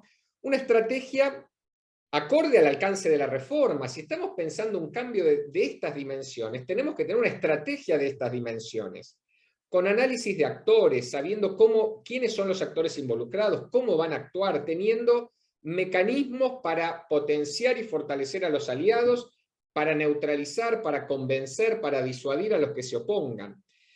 Una estrategia explícita. La estrategia no es una intención, un brindis a fin de año, un qué lindo, qué bueno que va a ser. Es otra cosa. La estrategia tiene que transmitir factibilidad para entusiasmar a los decisores políticos. Y finalmente, la estrategia tiene que decir cómo voy a obtener resultados rápidos para transmitir a la sociedad, para transmitir a los involucrados y sostener la vocación de cambio. En definitiva, como te decía Agustín, partiendo de las restricciones, privilegiando la eficacia del cambio, eligiendo bien las herramientas, yo creo que para implementar una reforma de lo que sucede en los procesos judiciales hay que tener una estrategia acorde a la magnitud del cambio, que es la única manera de entrar al juego con alguna posibilidad de éxito. No se trata de botar un portaaviones, tirarlo al mar y mandarlo a la guerra porque lo van a hundir, no va a pasar nada con eso. Se trata de armar una estrategia ganadora con posibilidades de ser exitosa, que tenga tiempos, que tenga responsables, que asuma los cambios en la política, que asuma los cambios en las instituciones, porque esto se va a desplegar a lo largo de muchos años, y evite la ilusión de creer que, como tenemos una gran idea y estamos aquí los 50 asistentes muy convencidos, eso va a suceder, ¿no? Y nos permita justamente tener éxito. Muchas gracias. Muchísimas gracias, Héctor, por tus aportes y por tu visión. Bueno, teníamos pensado una tercera pregunta, pero como tenemos muy poco tiempo, prefiero, no sé si Pablo está de acuerdo, pasar a la pregunta de los asistentes, que me parece que puede ser mucho más rica, salvo que, por supuesto, tanto Marisa como Mauro o Héctor quieran hacer algún agregado, algún comentario, o si no, directamente pasamos, me parece, a la pregunta a los asistentes. No, creo que si querés darle la vuelta más de la pregunta que tenías para cada uno y lo hacen más o menos corto, nos quedamos con eso. ¿Sí? Si alguien quiere preguntar algo a través del chat, mientras tanto, lo leemos, pero si querés aprovechar para hacer la última pregunta a los tres, lo haría.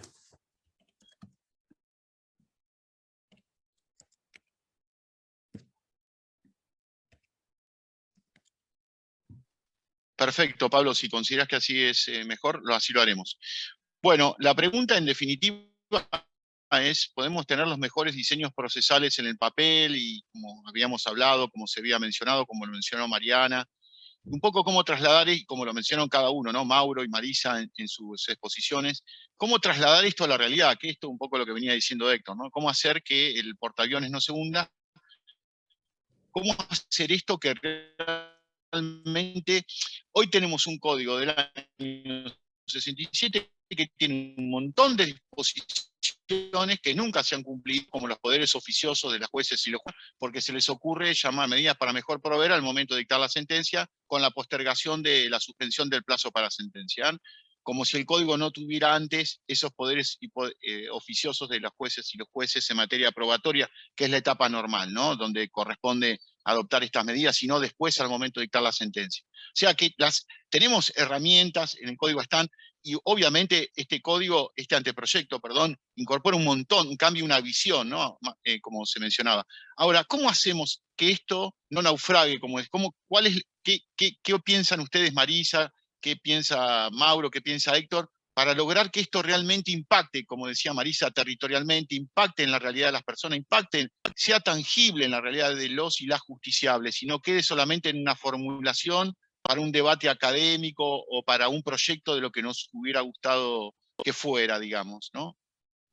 A los tres, obviamente, esta pregunta es a los tres. Así que, Marisa, ¿te parece primero? Porque vos estás más... Yo la verdad que lo pensaba cuando hicieron esto de la implementación. Me acordé de dos anécdotas que tengo del Código Civil y Comercial. Hace unos años, 2014, justo antes de la sanción en diputados, me cruzo en la Facultad de Derecho saliendo del bar, de la sala de profesores, con Guibur. Guibur me mira y me dice, ay, doctora, qué ilusa usted, perdóneme que se lo diga así, pero usted cree después de 144 años que va a lograr que se cambie el Código Civil y Comercial, el Código Civil. Y yo me callé, no le dije nada, también era menos irreverente de lo que soy hoy, y la verdad que me pregunto, ¿por qué eso, no? Porque refleja o sintetiza la resistencia al cambio, la mirada del statu quo, la mirada de la políticamente correcto, la mirada de... Entonces, siempre un anteproyecto, y más con las bases que tiene este anteproyecto, podemos tener disidencias, podemos tener cuestiones incluso de redacción, porque cada uno redacta distinto, pero sin embargo me parece que, más allá de lo que después pase, ya el estar hoy debatiendo un código con esta estructura, me parece que es sumamente ganancia. Eso es la primera cuestión que me hizo acordar la implementación, ¿no? ¿Mueve el statu quo? Sí, claro que sí, me parece bienvenido sea. Y la otra cuestión es, cuando ustedes se acuerdan que el Código Civil y Comercial se aprobó con la idea de que empiece a regir el 1 de enero del 2016. Y uno se pregunta, ¿por qué empezó a regir el 1 de agosto del 2015? Se lo debemos a Morales Solá, al periodista. Pero cuando salió sancionado el Código Civil y Comercial, Morales Solá hace una columna en La Nación, en el cual dice, la verdad que hay que ver si el Código Civil y Comercial va a entrar en vigencia. Porque a lo mejor el 1 de enero del 2016 viene otro gobierno que no lo va a querer poner en vigencia. Por lo cual ahí me llama el que era secretario de Justicia en ese momento, y me dice, mira Marisa, la presidenta leyó la columna de opinión de Morales Solá, y dice, ¿qué te parece a vos adelantar la vigencia del Código Civil y Comercial al 1 de agosto del 2015? ¿Y esto a qué viene, digamos, esta síntesis? De la importancia de que haya voluntad política para que realmente haya un nuevo Código Procesal. Porque en definitiva, sin voluntad política, las verdaderas transformaciones legislativas son muy difíciles que se puedan realmente dar. Esos son mis dos, digamos, elementos o aportes en materia de implementación, porque lo he vivido en carne propia. Muchas gracias por las experiencias, Marisa, muy enriquecedoras. Bueno, Héctor y Mauro, me gustaría por lo menos una visión desde sus lugares, digamos, al respecto, ¿no? Que sería también muy importante para nosotros. Yo diría tres cosas. La primera es que, y por ahí en línea con lo que decía Marisa, las cosas nunca quedan solo en el papel. Es cierto que los papeles, cualquiera sea, se leen a partir de algún tipo de horizonte de prácticas discursivas y no discursivas. O sea, inevitablemente este proyecto de código se lee a la luz de una matriz cultural que ya tenemos y eventualmente se puede aplicar a la luz de ciertas prácticas que vamos desarrollando. Eso es imposible que sea de otra manera, porque todos los textos los leemos a partir de ciertas prácticas que desarrollamos y de ciertas matrices culturales. Ahora, los textos, y en este sentido la teoría performativa ha dicho mucho, los textos también generan, y el discurso en general también genera efecto. Voy a poner el ejemplo más boludo del mundo, Marisa lo sabe más que yo. Si yo digo sí quiero frente a una persona el registro civil y al lado tengo una persona con la que me quiero casar, eso tiene un efecto bastante zarpado. Con lo cual, los papeles y los discursos nunca quedan. En los discursos hay una dimensión performativa, hay una dimensión realizativa de aquello que está plasmado en los textos cualquiera sea y en los textos legales también. Con lo cual, yo ahí pondría el primer punto. Es cierto que posiblemente las prácticas y las dimensiones culturales tengan más fuerza que los textos respecto a esas prácticas, pero yo, digamos, pondría el primer matiz sobre eso. En segundo lugar, me parece que el proyecto tiene algunos incentivos para que al interior de los procesos cambien ciertas prácticas. Voy a poner un ejemplo muy sencillo. Si en un proceso ejecutivo en el cual la causa del título es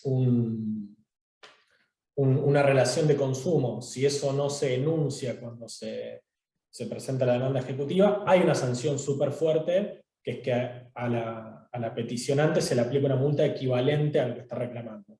Con lo cual hay un incentivo muy fuerte dentro de la propia estructura del proceso para que el efecto querido, que es que quien pretende ejecutar muestre cuál es la causa de esa ejecución cuando es un título de consumo o una relación de consumo por detrás del título, eso se enuncia. Y después, en algunos casos también están esos incentivos súper fuertes para que la práctica que estamos queriendo desarrollar efectivamente se lleve a la práctica. Las nulidades absolutas para que se desarrolle la audiencia, las fuertes sanciones procesales para no mentir o no borrar prueba documental. O sea, la propia estructura que le dimos al proceso, de alguna manera, genera incentivos muy potentes para que aquello que está en el papel se transforme en una práctica, que después esa práctica se vaya ritualizando. Y después hay otra serie de instituciones que de alguna manera son laterales a la estructura de cómo queremos que sea el trámite, pero que constituyen cómo queremos que sea el trámite, que tiene que ver con crear nuevas instituciones. Una es la Oficina de Gestión Judicial, y la otra es la Comisión Permanente de Normas Prácticas.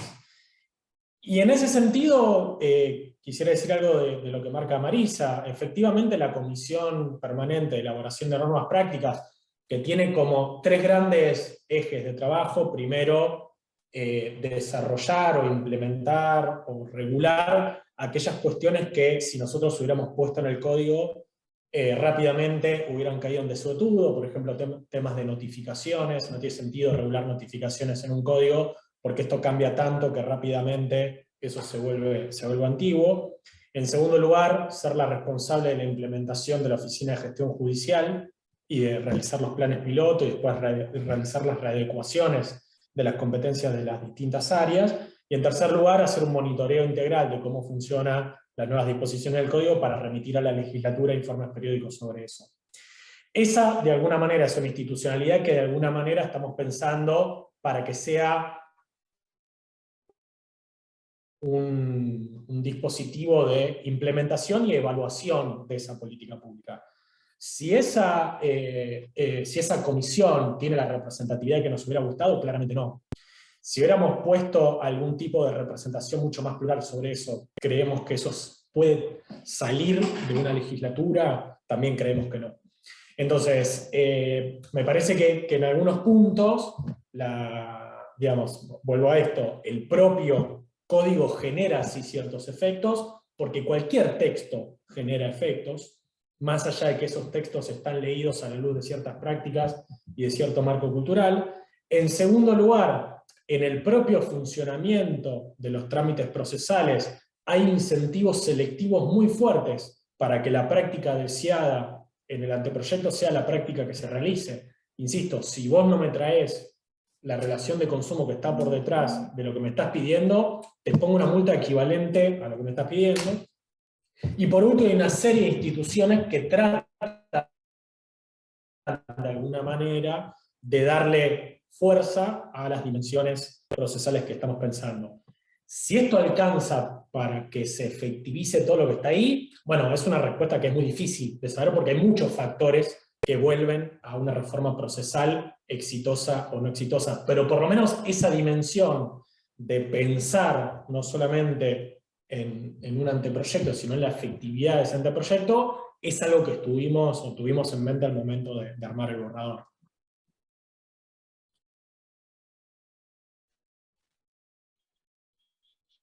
Bueno, muchas gracias, Mauro. Me gustaría la visión de Héctor, que ha implementado en 15 provincias /16 programas de oralidad, trabajando no solamente con los superiores tribunales, sino tiene experiencia en el terreno de implementación de prácticas nuevas, incluida la provincia de Buenos Aires, por supuesto.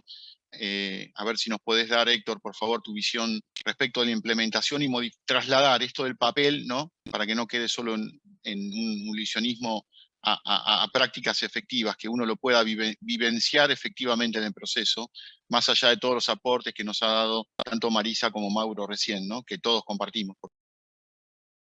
Sí, gracias, Agustín. Yo agregaría a lo que ya dije, y siguiendo lo que se mencionaba recién de la comisión de implementación, la comisión de seguimiento, la importancia de ir midiendo los avances, ir viendo cómo funciona, ir publicando los resultados, ir midiendo, porque esto es lo que nos va a dar información sobre qué cambios se producen y cuáles no, entender por qué, es decir, tener lo que llamaríamos el control de gestión de los tribunales en la medida que esto se vaya implementando. Me parece que es la diferencia entre volar a ciegas y tener instrumentos que me indiquen por dónde va la reforma, cuánto se ha avanzado, cuánto falta avanzar, qué cuestiones están pendientes. Esto solo para agregar, no quiero extenderme más. Bueno, Pablo, muchísimas gracias, Héctor, por todos tus aportes nuevamente. Creo que estamos, no sé, vos sos el director de orquesta acá, en horario, sobre todo para cumplir los compromisos que hemos asumido en la previa, Sí, de terminar en horario para el resto de las actividades.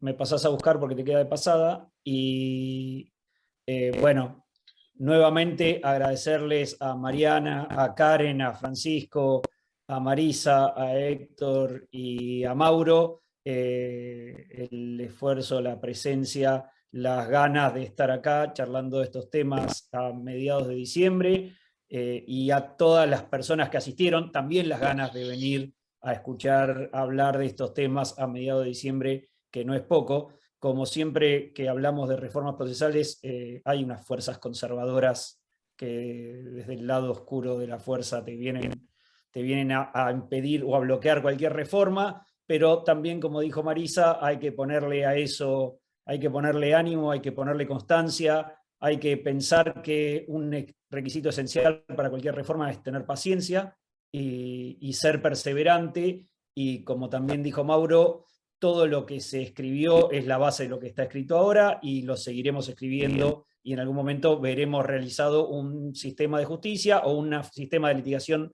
de familias civil y comercial que no les gustará a las juezas o jueces, no nos gustará a las abogadas o abogados, pero les servirá mejor a las personas para quienes está destinado, que eso es lo que en realidad queremos y lo que en realidad nos importa. Otra vez, muchísimas gracias a todas y a todos por la presencia, por el esfuerzo, por las ideas que compartieron. Muchísimas gracias.